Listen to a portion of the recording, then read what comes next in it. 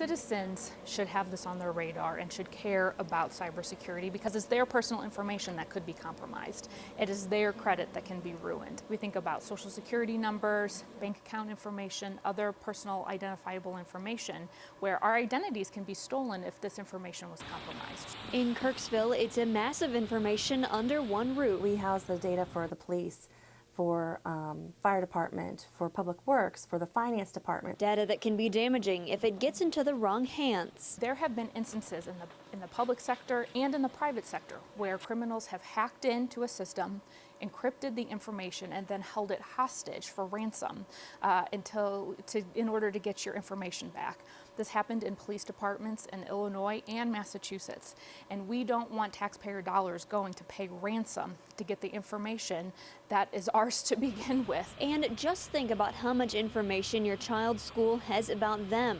Full name, address, health records, relatives. The Kirksville School District is one of the top employers in the city too, with around 500 people on the payroll. Schools have become more concerned about it in the last few years because there were other, hackers or whatever were looking probably more at banks or other financial institutions, things like that. But as those businesses started cracking down and tightening up on theirs, I think that maybe a school district was looked at as to how could we get a lot of information on a lot of people. It's not just your personal information and credit score at risk. A data breach can also affect where your tax dollars are spent. The average cost to an entity for a data breach is $6.5 million. And that is money that goes to notify folks that their information was compromised, to repair, to monitor their credit, to hire lawyers, to hire consultants, all of the things that you have to do once you have your data compromised or there has been a hack. We want to prevent those bad things from happening. Through audits of rural governments and schools across the state, Auditor Galloway's office has come up with a list of suggestions for government agencies to keep data secure.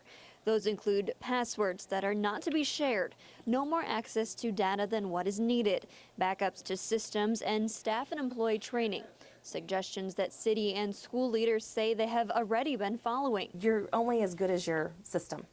If you have a weakness, they're going to find it. There's all these hackers out there. So we do everything that we can to protect data. The city says they have internet filters, stay updated on the latest viruses and what to look for, change passwords regularly, and separate departments' access to each other's servers. Dr. Kazire says the school also has online filters, has student usage agreements, teaching staff and students to be smart online, weekly notifications of internet threats, and strict rules for guest Wi-Fi. And one of the biggest things that we do comes from the National Institute of Standards and Technology, and it's a checklist of different things to provide safety for your staff and for your students.